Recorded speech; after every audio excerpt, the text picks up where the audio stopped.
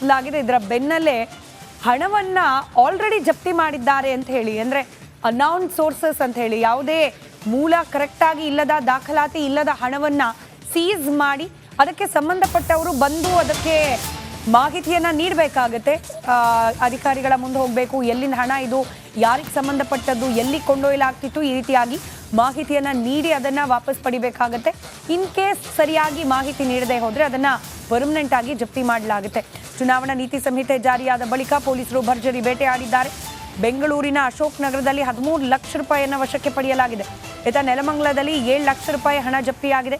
ನೆಲಮಂಗಲ ಜಾಸ್ ಟೋಲ್ನಲ್ಲಿ ಪೊಲೀಸರಿಂದ ಹಣವನ್ನು ಜಪ್ತಿ ಮಾಡಲಾಗಿದೆ. ಒಂದು ಕಡೆ 13 ಲಕ್ಷ, ಮತ್ತೊಂದು ಕಡೆಯಲ್ಲಿ 7 ಲಕ್ಷ. ದೃಶ್ಯದಲ್ಲಿ ಗಮನಿಸ್ತಾ ಇದ್ದೀರಿ.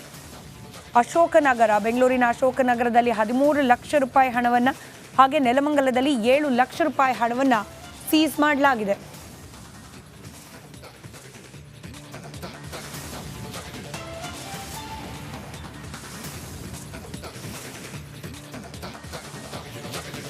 ನೋಡಿ, ಲೋಕಸಭಾ ಎಲೆಕ್ಷನ್ ಡೇಟ್ ಅನೌನ್ಸ್ ಆಯಿತು. ನಿನ್ನೆ ಅನೌನ್ಸ್ ಆದ ಕೂಡಲೇ ನೀತಿ ಸಂಹಿತೆ ಕೂಡ ಜಾರಿಯಾಗಿದೆ. ನೀತಿ ಸಂಹಿತೆ ಜಾರಿಯಾದ ಬೆನ್ನಲ್ಲೇ ಪೊಲೀಸ್ನವರು ಕೂಡ ಹೈ ಅಲರ್ಟ್ ಆಗಿದ್ದಾರೆ. ಎಲ್ಲೆಲ್ಲಿ ನಾಕಾಬಂದಿಯನ್ನ ಹಾಕಿ ಬರುವಂತ ವಾಹನಗಳನ್ನ ಎಲ್ಲವನ್ನು ಕೂಡ ತಪಾಸಣೆಯನ್ನ ನಡೆಸ್ತಾ ಇದ್ದಾರೆ. ಇನ್ ಕೇಸ್ ಆ ಸಂದರ್ಭದಲ್ಲಿ ಜಾಸ್ತಿ ಹಣವನ್ನ ಟ್ರಾನ್ಸಾಕ್ಷನ್ ಮಾಡೋಕೆ ಹೋದ್ರೆ ಅಥವಾ ಅಲ್ಲಿಂದ ಬೇರೆ ಕಡೆ ಸಾಗಣೆ ಮಾಡ್ಕೊಂಡು ಹೋಗೋಕೆ ಹೋದ್ರೆ ಅಂತ ಹಣವನ್ನ ಸೀಸ್ ಮಾಡಲಾಗತ್ತೆ. ಅದಕ್ಕೆ ಸರಿಯಾದ ದಾಖಲೆಗಳನ್ನ ಕೊಟ್ಟರೆ ಮಾತ್ರ ಆ ಹಣ ನಿಮಗೆ ವಾಪಸ್ ಸಿಗುತ್ತೆ. ಇನ್ ಕೇಸ್ ಅದಕ್ಕೆ ಸರಿಯಾದ ದಾಖಲೆ ಇಲ್ಲ ಅಂತ ಆದ್ರೆ ಆ ಹಣ ಪರ್ಮನೆಂಟ್ ಆಗಿ ಗೌರ್ಮೆಂಟ್ ಅಂಡರಿಗೆ ಹೋಗುತ್ತೆ. ರೈಟ್, ಇದರ ಮತ್ತಷ್ಟು ಮಾಹಿತಿಯೊಂದಿಗೆ ನಮ್ಮ 3 ಪ್ರತಿನಿಧಿಗಳು ಬೆಳಗಾವಿ ಮಹಾರಾಷ್ಟ್ರ ಗಡಿಯಿಂದ ಮೈಲಾರಿ ಹಾಗೆ ಮೈಸೂರಿನಿಂದ ವಿನೋದ್ ಇರ್ತಾರೆ. ಹಾಗೆ ಇವರ ಜೊತೆಯಲ್ಲಿ ಬಹುಶಃ ಶೇಷಗಿರಿ ಅಥವಾ ಮಲ್ಲಿಕಾರ್ಜುನ್ ಯಾವ ರೀತಿ ಇದೆ, ಶೇಷಗಿರಿ ಇರ್ತಾರೆ ನಮ್ಮ ಜೊತೆಯಲ್ಲಿ. ಮೊದಲದಾಗಿ ವಿನೋದ, ಮೈಸೂರು ಈಗ ಆಲ್ರೆಡಿ ಮಹಾರಾಜರೇ ಬಿಜೆಪಿ ಕ್ಯಾಂಡಿಡೇಟ್ ಆಗಿ ಕಣಕ್ಕಿಳಿದಿರೋದ್ರಿಂದ ಹೈ ವೋಲ್ಟೇಜ್ ಕಣ ಆಗಿ ಅದು ಕೂಡ ಮಾರ್ಪಟ್ಟಿದೆ. ನೀತಿ ಸಂಹಿತೆ ಜಾರಿಯಾಗಿದೆ. ಸೊ ಯಾವ ರೀತಿ ಇದೆ ಭದ್ರತಾ ವ್ಯವಸ್ಥೆಗಳು ಹಾಗೆ ತಪಾಸಣಾ ಕಾರ್ಯ ಯಾವ ರೀತಿ ನಡೀತಾ ಇದೆ, ಎಸ್ಪೆಷಲಿ ಈ ಅಭ್ಯರ್ಥಿಗಳ ಚುನಾವಣಾ ಪ್ರಚಾರ ಕಾರ್ಯದ ಮೇಲೆ ಈ ನೀತಿ ಸಂಹಿತೆ ಯಾವ ರೀತಿ ಎಫೆಕ್ಟ್ ಆಗುತ್ತೆ, ಡೀಟೇಲ್ಸ್ ಹಂಚ್ಕೊಳ್ಳೋದಾದ್ರೆ?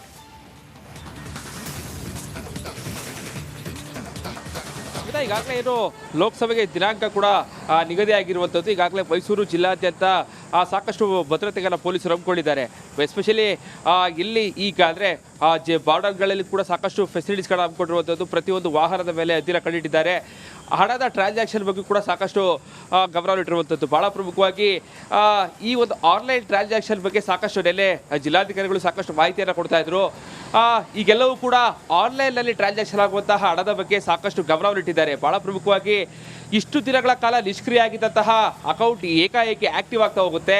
ಅದರಲ್ಲಿ ಸಣ್ಣ ಅಮೌಂಟ್ಗಳು ಪ್ರತಿನಿತ್ಯ ಬೇರೆ ಬೇರೆ ಅಕೌಂಟ್ಗೆ ಹೋಗುವಂತಲ್ಲ, ಆ ಒಂದು ಅಕೌಂಟ್ಗಳ ಮೇಲೆ ಪೊಲೀಸರು ಸಾಕಷ್ಟು ಹದ್ದಿನ ಕಣ್ಣಿಟ್ಟಿದ್ದಾರೆ. ಜೊತೆಗೆ ಈ ಒಂದು ಏನು ಪತ್ತೆ ಕಾರ್ಯಕ್ಕಾಗಿ ಬ್ಯಾಂಕ್ನ ಸಹಕಾರವನ್ನು ಕೂಡ ಪಡ್ಕೊಂಡಿದ್ದಾರೆ. ಬಹಳ ಪ್ರಮುಖವಾಗಿ ಬ್ಯಾಂಕ್ನ ಕೆಲ ಅಧಿಕಾರಿಗಳನ್ನು ಕೂಡ ಈ ಒಂದು ಚುನಾವಣಾ ಪ್ರಕ್ರಿಯೆಗೆ ನೇಮಕ ಮಾಡಿಕೊಂಡು ಪ್ರತಿನಿತ್ಯವೂ ಕೂಡ ಹಣ ವರ್ಗಾವಣೆ ಆಗುವಂತಹ, ಆದರೆ ಈ ಸ್ಮಾಲ್ ಅಮೌಂಟ್ಗಳು ಪ್ರತಿನಿತ್ಯ ವರ್ಗಾವಣೆ ಆಗುವಂತಹ ಅಕೌಂಟ್ಗಳ ಬಗ್ಗೆ ಸಾಕಷ್ಟು ಗಮನ ಇಟ್ಕೊಂಡಿದ್ದಾರೆ. ಇದನ್ನು ಹೊರತುಪಡಿಸಿದರೆ ಇನ್ನು ಮದ್ಯದ ಹೊಳೆ ಹರಿಯುವಂತಹ ನಿರೀಕ್ಷೆ ಇರುವ ಕಾರಣಕ್ಕಾಗಿ ಎಲ್ಲೆಲ್ಲಿ ಅಂದರೆ ಈ ಹಿಂದೆ ಎಷ್ಟು ಸೇಲ್ ಆಗ್ತಾ ಇತ್ತು ಅದಕ್ಕಿಂತ ಹೆಚ್ಚಿನ ಸೇಲ್ ಆದ ಸಂದರ್ಭದಲ್ಲಿ ಅವರಿಗೆ ನೋಟಿಸ್ ಕೊಟ್ಟು ಅದಕ್ಕೆ ಕಾರಣವನ್ನು ಕೇಳುವಂತಹ ಕೆಲಸಕ್ಕೂ ಕೂಡ ಈಗಾಗಲೇ ಜಿಲ್ಲಾ ಅಧಿಕಾರಿಗಳು ಸಹ ಮುಂದಾಗ್ತಾ ಇದ್ದಾರೆ. ಇದನ್ನು ಹೊರತುಪಡಿಸಿದರೆ ಮೈಸೂರು ಜಿಲ್ಲಾದ್ಯಂತ ಸಾಕಷ್ಟು ಭದ್ರತೆಯನ್ನು ವಹಿಸಿಕೊಂಡಿರುವಂಥದ್ದು. ಅತಿ ಸೂಕ್ಷ್ಮ ಪ್ರದೇಶಗಳಿದೆ. ಆ ಒಂದು ಮತಗಳೆಗಳಲ್ಲೂ ಕೂಡ ಸಾಕಷ್ಟು ಭದ್ರತೆಯನ್ನು ನಂಬಿಕೊಂಡಿದ್ದಾರೆ. ಮತದಾನವನ್ನು ಅತಿ ಹೆಚ್ಚು ಮಾಡಬೇಕು, ನಿರ್ಭೀತಿಯಿಂದ ಜನರು ಬಂದು ಮತಗಟ್ಟೆಗೆ ಬಂದು ಮತವನ್ನು ಚಲಾಯಿಸಬೇಕು, ಯಾವುದೇ ಆಸೆ ಆಮಿಷಗಳಿಗೆ ಬಲಿಯಾಗದಂತೆ ಈ ಬಾರಿ ನಾವು ಅಂದರೆ ಕಳೆದ ಬಾರಿ 70% ಅಷ್ಟು ಮತದಾನ ಆಗಿತ್ತು. ಈ ಬಾರಿ ಅದನ್ನು 75ರಿಂದ 80%ಗೆ ನಾವು ಏರಿಕೆ ಮಾಡುವಂತಹ ಚಾಲೆಂಜ್ ನಮ್ಮ ಮುಂದೆ ಇದೆ ಅಂತ ಹೇಳಿ ಈಗಾಗಲೇ ಜಿಲ್ಲಾಧಿಕಾರಿಗಳು ಹೇಳ್ತಾರೆ. ಬೆಳಗಾವಿಯಿಂದ ನನ್ನ ಇನ್ನೊಬ್ಬ ಕಲೀಗ್ ಮೈಲಾರಿ ಕೂಡ ಜಾಯ್ನ್ ಆಗಿದ್ದಾರೆ. ಮೈಲಾರಿ, ಎಲೆಕ್ಷನ್ ಗೆಲ್ತಾರೆ, ಗೆದ್ದ ನಂತರ ಏನು ಕೆಲಸ ಮಾಡೋದಿಲ್ಲ, ಮತ್ತೆ ಯಾವಾಗ ಎಲೆಕ್ಷನ್ ಬರುತ್ತೆ ಆ ಸಂದರ್ಭದಲ್ಲಿ ಕೆಲಸ ಮಾಡುವಂತ ನಿಟ್ಟಿನಲ್ಲಿ ಒಂದಿಷ್ಟು ಆಶ್ವಾಸನೆಯನ್ನು ಕೊಡ್ತಾರೆ, ಅದ್ರ ಜೊತೆಗೆ ಒಂದಿಷ್ಟು ಆಮಿಷವನ್ನ ಒಡ್ಡುವಂತ ಪ್ರಯತ್ನ ಕೂಡ ಮಾಡ್ತಾರೆ. ಈಗ ನೀತಿ ಸಂಹಿತೆ ಉಲ್ಲಂಘನೆ ಆಗಬಾರ್ದು, ಆ ನಿಟ್ಟಿನಲ್ಲಿ ಪೊಲೀಸರು ಯಾವ ರೀತಿಯಾಗಿ ಕಟ್ಟೆಚ್ಚರವನ್ನ ವಹಿಸಿದ್ದಾರೆ ಬೆಳಗಾವಿಯಲ್ಲಿ?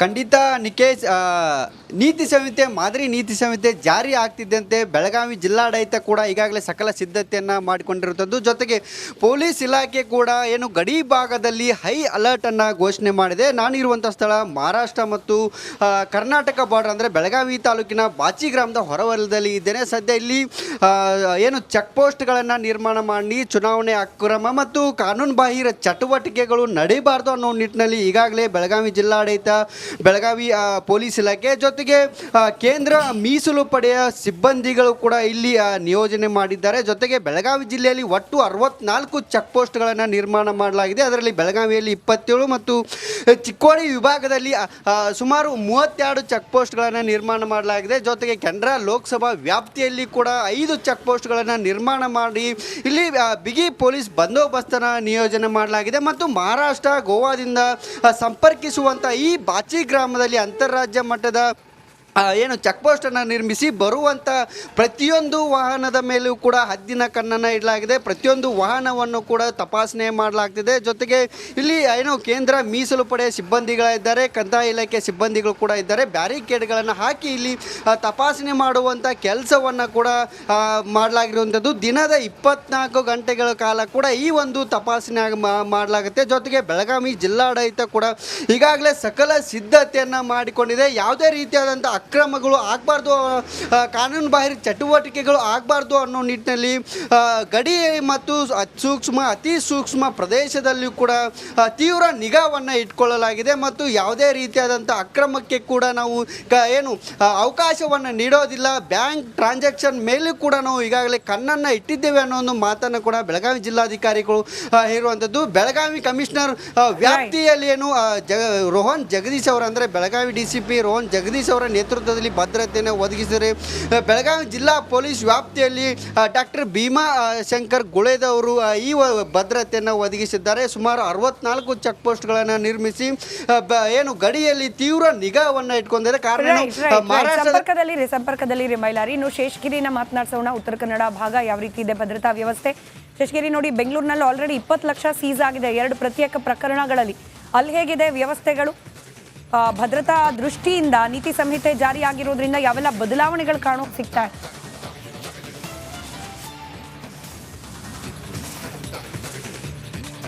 ಹೌದು ಸ್ಮಿತಾ, ಉತ್ತರ ಕನ್ನಡ ಜಿಲ್ಲೆಯಲ್ಲಿ ಜಿಲ್ಲಾಡಳಿತ ಕೂಡ ತೀವ್ರ ಕಟ್ಟೆಚ್ಚರನ್ನು ಕೂಡ ವಹಿಸಿದೆ. ಯಾಕಂತ ಹೇಳಿದ್ರೆ ನಿನ್ನೆ ಸಂಜೆಯಿಂದ ನೀತಿ ಸಂಹಿತೆ ಜಾರಿಯಾದ ಬಳಿಕ ಉತ್ತರ ಕನ್ನಡ ಜಿಲ್ಲೆಯ ಗಡಿ ಭಾಗದಲ್ಲೂ ಕೂಡ ತೀವ್ರ ಕಟ್ಟೆಚ್ಚರವನ್ನು ಕೂಡ ವಹಿಸಲಾಗಿದೆ. ಬಹಳ ಪ್ರಮುಖವಾಗಿ ಕರ್ನಾಟಕ ಮತ್ತು ಗೋವಾದ ಗಡಿ ಭಾಗ ಮಾಜಾಳಿ ತನಿಖಾ ಠಾಣೆಯಲ್ಲಿ ಹೆಚ್ಚಿನ ಸಿಬ್ಬಂದಿಗಳನ್ನು ಕೂಡ ನೇಮಿಸಲಾಗಿದೆ. ಪೊಲೀಸ್ ಆಗಿರ್ಬೋದು, ಅಬಕಾರಿ ಆಗಿರ್ಬೋದು, ಮತ್ತೆ ಜಿಲ್ಲಾಡಳಿತಕ್ಕೆ ಸಂಬಂಧಪಟ್ಟ ಸಿಬ್ಬಂದಿಗಳನ್ನು ಕೂಡ ನಿಯೋಜಿಸಿರುವಂಥ ಒಟ್ಟಾರೆಯಾಗಿ ರಾಜ್ಯ ಮತ್ತು ಜಿಲ್ಲೆಯ ಒಂದು ಗಡಿ ಭಾಗದಲ್ಲೂ ಕೂಡ ಈವರೆಗೆ ಒಟ್ಟು 25 ತನಿಖಾ ಠಾಣೆಗಳನ್ನು ಕೂಡ ನಿರ್ಮಿಸಲಾಗಿದೆ. ಮುಕ್ತ ನ್ಯಾಯಸಮ್ಮತ ಮತ್ತು ಪಾರದರ್ಶಕ ಚುನಾವಣೆಗೋಸ್ಕರ ಉತ್ತರ ಕನ್ನಡ ಜಿಲ್ಲಾಡಳಿತ ಕೂಡ ತೀವ್ರ ಕಟ್ಟೆಚ್ಚರ ವಹಿಸಿದೆ. ಯಾಕಂತೇಳಿದ್ರೆ ಪ್ರತಿ ಚುನಾವಣೆ ಸಂದರ್ಭದಲ್ಲೂ ಕೂಡ ಪಕ್ಕದ ಗೋವಾ ರಾಜ್ಯದಿಂದ ಅಕ್ರಮವಾಗಿ ಕರ್ನಾಟಕಕ್ಕೆ ಮದ್ಯ ಸಾಗಾಟ ಆಗ್ತಾ ಇತ್ತು. ಕೆಲವೊಂದು ಸಂದರ್ಭದಲ್ಲಿ ಕೂಡ ಅಕ್ರಮಕ್ಕೆ ಸಾಗಿಸುತ್ತಿದ್ದ ವಾಹನಗಳನ್ನು ಕೂಡ ಸಿಬ್ಬಂದಿಗಳು ಕೂಡ ವಶಪಡಿಸಿಕೊಂಡು ಪ್ರಕರಣವನ್ನು ಕೂಡ ದಾಖಲು ಮಾಡಿದರು. ಈ 18ನೇ ಲೋಕಸಭಾ ಚುನಾವಣೆ ಸಂದರ್ಭದಲ್ಲಿ ಯಾವುದೇ ಅಕ್ರಮಗಳು ನಡೀಬಾರದು, ಮುಕ್ತ ನ್ಯಾಯಸಮ್ಮತ ಮತ್ತು ಪಾರದರ್ಶಕವಾಗಿ ಚುನಾವಣೆ ನಡೆಯಬೇಕೆಂಬ ಉದ್ದೇಶದಿಂದ ಜಿಲ್ಲಾಡಳಿತ ಈ ಒಂದು ಕ್ರಮಗಳನ್ನು ಕೈಗೊಂಡಿರುತ್ತದೆ. ಬಹಳ ಪ್ರಮುಖವಾಗಿ ಗೋವಾದಿಂದ ಬರುವಂಥ ವಾಹನಗಳನ್ನು ಅಬಕಾರಿ ಸಿಬ್ಬಂದಿಗಳು ತಪಾಸಣೆ ಮಾಡ್ತಾ ಇದ್ದಾರೆ. ಮತ್ತು ದ್ವಿಚಕ್ರ ವಾಹನ ಆಗಿರ್ಬೋದು ಅಥವಾ 4 ಚಕ್ರದ ವಾಹನ ಮತ್ತು ಭಾರಿ ವಾಹನಗಳನ್ನು ಕೂಡ ತಪಾಸಣೆ ಮಾಡೋದ್ರ ಮೂಲಕ ಅಕ್ರಮಗಳ ಮೇಲೆ ಜಿಲ್ಲಾಡಳಿತ ಕೂಡ ಕಣ್ಣಿಟ್ಟಿದೆ ಅಂತ ಹೇಳ್ಬೋದು. ಈವರೆಗೆ ಕಾರವಾರದ ಮಾಜಾಳಿ ತನಿಖಾ ಠಾಣೆ ಮತ್ತು ಆನ್ಮೋಡ್ ತನಿಖಾ ಠಾಣೆ ಬಹಳ ಪ್ರಮುಖವಾಗಿ ಗಮನ ಸೆಳೆಯುತ್ತೆ. ಯಾಕಂತ ಹೇಳಿದ್ರೆ ಭಾರಿ ಪ್ರಮಾಣದ ಮದ್ಯಗಳನ್ನು ಚುನಾವಣೆ ಸಂದರ್ಭದಲ್ಲಿ ಈ ಹಿಂದೆ ವಶಪಡಿಸಿಕೊಂಡ ದಾಖಲೆ ಕೂಡ ಇದ್ದಿರುವಂಥದ್ದು. ಹೀಗಾಗಿ ಜಿಲ್ಲಾಡಳಿತ ಈ 2 ತನಿಖಾ ಠಾಣೆಗಳ ಮೇಲೆ ತೀವ್ರ ಕಟ್ಟೆಚ್ಚರ ಕೂಡ ವಹಿಸಿದೆ ಅಂತ ಹೇಳ್ಬೋದು. ಅದಲ್ಲದೆ ಕೂಡ ಶಿರ್ಸಿ ಆಗಿರ್ಬೋದು, ಜೊಯ್ಡಾ ಆಗಿರ್ಬೋದು ಮತ್ತು ಅಂತರ್ ಜಿಲ್ಲೆಯನ್ನು ಪ್ರವೇಶಿಸುವಂತ ಪ್ರದೇಶಗಳಲ್ಲಿ ಹೆಚ್ಚಿನ ತನಿಖಾ ಠಾಣೆಯನ್ನು ನಿರ್ಮಿಸಿ ಬೀದರ್ ಹಾಗೆ ತೆಲಂಗಾಣ ಗಡಿಯಿಂದ ಈಗ ಮಲ್ಲಿಕಾರ್ಜುನ್ ಮರಕಲೆ ಅವರು ನಮ್ಮ ಜೊತೆ ನೇರ ಸಂಪರ್ಕದಲ್ಲಿ ಜಾಯ್ನ್ ಆಗಿದ್ದಾರೆ. ಮಲ್ಲಿಕಾರ್ಜುನ್, ಕಳೆದ ಬಾರಿ ತೆಲಂಗಾಣ ಎಲೆಕ್ಷನ್ ಸಂದರ್ಭದಲ್ಲಿ ನೋಡಿದ್ವಿ, ಕರ್ನಾಟಕದಿಂದ ಹಣ ಅಲ್ಲಿಗೆ ಹೋಗಿದೆ ಎನ್ನುವಂಥದ್ದು ಕೂಡ ಕೇಳಿ ಬಂದಿತ್ತು. ಬಟ್ ಆದ್ರೆ ಈ ಸಲ ಈಗ ಲೋಕಸಭಾ ಎಲೆಕ್ಷನ್ ಸಂದರ್ಭದಲ್ಲಿ ಹೌದು, ಈ ಸಲ ಯಾವ ರೀತಿಯಾಗಿ ಈಗ ಪೊಲೀಸರು ಕಟ್ಟೆಚ್ಚರವನ್ನ ವಹಿಸಿದ್ದಾರೆ, ಅದು ಕೂಡ ಗಡಿ ಪ್ರದೇಶ.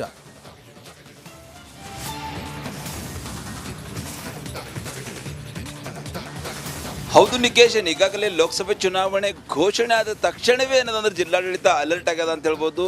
ವಿಶೇಷವಾಗಿ ಗಡಿ ಜಿಲ್ಲೆ ಬೀದರ್ಲು ಕೂಡ 16 ಚೆಕ್ ಪೋಸ್ಟ್ ಅಂದರೆ ನೆರೆ ತೆಲಂಗಾಣ ಇರ್ಬೋದು, ಮಹಾರಾಷ್ಟ್ರ ಇರ್ಬೋದು, ವಿಶೇಷವಾಗಿ ತೆಲಂಗಾಣದ ಹೈದರಾಬಾದಿಂದ ಕರ್ನಾಟಕ ಬಂದೇನು ಮಹಾರಾಷ್ಟ್ರಕ್ಕೆ ಹೋಗ್ತಾರೆ. ಈ ರೀತಿ 16 ಚೆಕ್ ಪೋಸ್ಟ್ಗಳೇನಂದ್ರೆ ಸಾಕಷ್ಟು ಒಂದು ಅಬಕಾರಿ ಇಲಾಖೆ ಇರ್ಬೋದು, ಪೊಲೀಸ್ ಇರ್ಬೋದು, ಕಂದಾಯ ಇಲಾಖೆ ಇರ್ಬೋದು, ಈ ರೀತಿ ಬಿಗಿ ಬಂದೋಬಸ್ತ್ ಮಾಡಿದ್ದಾರೆ. ಪ್ರತಿಯೊಂದು ವಾಹನಗಳೇನಂದ್ರೆ ಪರಿಶೀಲನೆ ಮಾಡ್ತಾ ಇದ್ದಾರೆ. ನಾವು ಬಾರ್ಡರ್ದಲ್ಲಿ ಇದ್ದೀವಿ, ನೋಡ್ಬೋದು ನೀವು. ಈಗ ಲೋಕಸಭೆ ಚುನಾವಣೆ 2024 check post Shapur gate Telangana border ಅಂತೇಳಿ ಈಗಾಗಲೇ ಬಾರ್ಡ್ರಲ್ಲಿ ಅಂದ್ರೆ ಬೋರ್ಡನ್ನು ಹಾಕಿದ್ದಾರೆ. ಸಿಬ್ಬಂದಿಗಳು ಪ್ರತಿಯೊಂದು ವೆಹಿಕಲ್ ವಿಶೇಷವಾಗಿ ಏನದಂದ್ರೆ ಇತ್ತೀಚೆಗೆ 2 ದಿನಗಳ ಕೆಳಗಡೆ 15 ಕೋಟಿ ರೂಪಾಯಿ ಏನದಂದ್ರೆ ಮೌಲ್ಯದ ಗಾಂಜಾ ಕೂಡ ಪತ್ತೆಯಾಗಿತ್ತು ಅಂತ ಹೇಳ್ಬೋದು. ಅದು ನೆರೆ ತೆಲಂಗಾಣದಿಂದ ಕರ್ನಾಟಕ ಮೂಲಕ ಮಹಾರಾಷ್ಟ್ರಕ್ಕೆ ಹೋಗ್ತಾ ಇತ್ತು. ನೋಡ್ಬೋದು ನೀವು, ಸಿಬ್ಬಂದಿಗಳು ಪ್ರತಿಯೊಂದು ವೆಹಿಕಲ್ ಮಾಡ್ತಾ ಇದ್ದಾರೆ.